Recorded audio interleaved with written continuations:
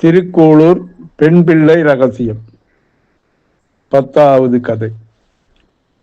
முதல் அடியை பெற்றேனோ அகலிகையை போலே என்றால் அந்த சுட்டி பெண். இது என்னம்மா புதுக்கதை என்றார் ராமானுஜர். ராமானுஜரிடம் அந்த பெண் பிள்ளை இந்த கதையை சொல்ல ஆரம்பித்தாள். கௌதம முனிவரின் மனைவியான அகலிகையின் அழகில் மயங்கிய இந்திரன் அவளை எப்படியும் அடைய வேண்டும் என்கிற தீய எண்ணத்துடன் இருந்தான். ஒரு நாள் நள்ளிரவில் முனிவரின் ஆசிரமம் அருகில் வந்து சேவல் கூவுவதைப் போல கூவினான் இந்திரன். இதை கேட்ட கௌதம முனிவரும் பொழுது புலரும் வேலை நெருங்கி விட்டதாகவும் காலை அனுஷ்டானங்களை செய்வதற்காக மனைவி அகலிகையிடம் வழக்கம் போல் தெரிவித்துவிட்டு நதியில் நீராட சென்று விட்டார். நடுநிசி என்பதால் அகலிகையின் தூக்கம் கலையாததால் கதவை தாளிடாமல் மீண்டும் உறங்கலானாள் அகலிகை.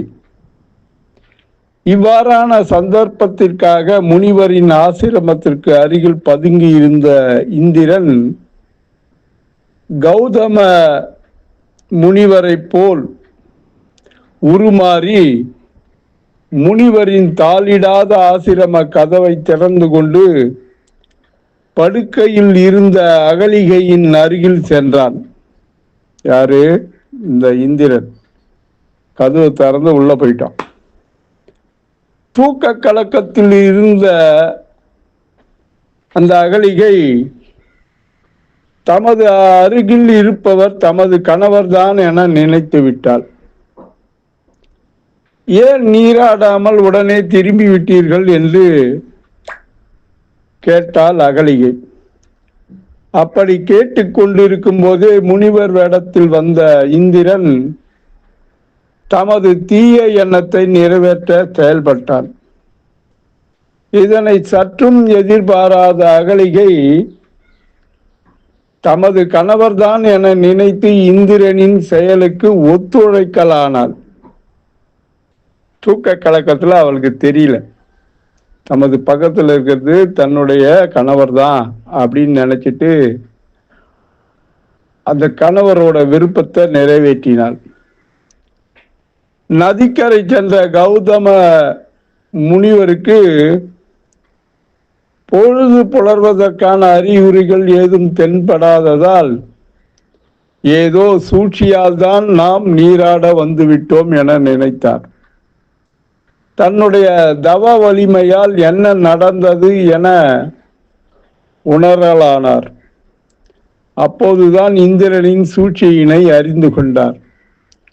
உடனடியாக ஆசிரமம் திரும்பினார்.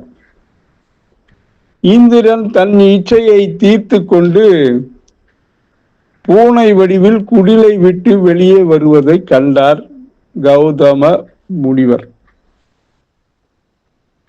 முனிவர் உள்ளே சென்று தமது பத்தினியின் செயலை கண்டு கோப கனலுடன் அவளை பார்த்தார். வந்து சென்றவன் யார் என தெரியுமா உனக்கு? என் உருவில் எவனோ வந்து சென்றான், அதை கூட அறியாமல் இருக்கிறேயே. வந்து சென்றவன் தமது கணவரின் உருவம் தரித்து வந்த கயவனாச்சே என்று உன்னுடைய மதியின்மையால் நீ இந்த செயலுக்கு ஈடுபட்டாயா என அகலிகையை திட்டி தீர்த்தார். மதியின்மையால் நிர்பந்தத்திற்கு ஆட்படுத்தப்பட்டோம் என்று அப்போதுதான் அறிந்தாள் அகலிகை. வந்தவன் யார் என அறியாத நீ ஒரு ஜடமா? எனவே நீ கல்லாக கடவாய் என கோபக்கனலுடன் சபித்தார் கௌதம முனிவர். அகலிகை தாம் அறியாத செய்தது தவறாகும் என்றாள். இருப்பினும் எனக்கு சாப விமோசனம் அளியுங்கள் என மன்றாடினாள். சாபத்தை விலக்கிக் கொள்ள வேண்டும் என்று அழுதாள் அகலிகை. சற்றே கோபம் தணிந்த கௌதம முனிவர் மனைவியிடம் சொன்னார், நீ இடைவிடாது ராமநாமம் ஜபிக்க வேண்டும் என சொன்னார். ராம அவதாரத்தில் அயோத்தி மன்னர் தசரதனின் மகன் ராமனும் லக்ஷ்மணும் இவ்வழியாக வருவார்கள். அப்போது ராமனின் பாதம் பட்டு நீ சாபத்திலிருந்து விடுபடுவாய் என கூறி சென்றார் முனிவர். அகலிகையும் கல்லானாள். 1000 வருடங்களுக்கு மேல் ராமநாமம் ஜெபித்துக் கொண்டிருந்தாள். அந்த கௌதம முனிவரின் ஆசிரமம் ஆள் இல்லாமல் சிதிலமடைந்து போனது. அந்த ராமன் வரும் நாளை எண்ணி இந்த அகலிகை ராமநாமம் உச்சரித்துக் கொண்டே இருந்தாள். ராமர் பிறப்பதற்கு முன்பே ராமநாமம் ஜபித்தவள் அகலிகை. விஸ்வாமித்திரர் ராம லட்சுமணரோடு தாடகை வதம் முடித்து கொண்டு சிதிலமடைந்த கௌதம முனிவரின் ஆசிரமம் வழியாக மிதிலைக்கு செல்லும் போது கல்லாகி கிடக்கும் பெண்ணுருவின் மீது ராமனின் பாதம் பட்டது. அகலிகை அப்போது சாபம் நீங்கி உயிர் பெற்று பெண்ணாகி எழுந்து ராமரை பணிந்து நின்றாள். ராமன் இது என்ன கல் பெண்ணானதே என விஸ்வாமித்திரரிடம் கேட்டான். அவரும் கௌதம முனிவரின் சாபத்தால் அவரின் மனைவியை அகலிகை கல்லான விவரத்தை ராமரிடம் தெரிவித்தார். இப்படி ராமாயணத்தில் முதலில் திருவடி சம்பந்தம் பெற்றவள் அகலிகை. ஆனால் வாமன அவதாரத்தின் போது வாழ்ந்த உலகோர் அனைவரும் பகவானின் திருவடி சம்பந்தம் பெற்றனர் என்றால் திருக்கோளூர் பெண் பிள்ளை. மேலும் திருக்கோளூர் பெண் பிள்ளை ஸ்ரீ ராமானுஜரிடம், நான் என்ன அகலிகை போல் பகவானின் கருணைக்கு தகுதியானவனோ அல்லது பகவான் ரட்சிப்பான் என வாழாவிருந்தேனோ? இல்லையே.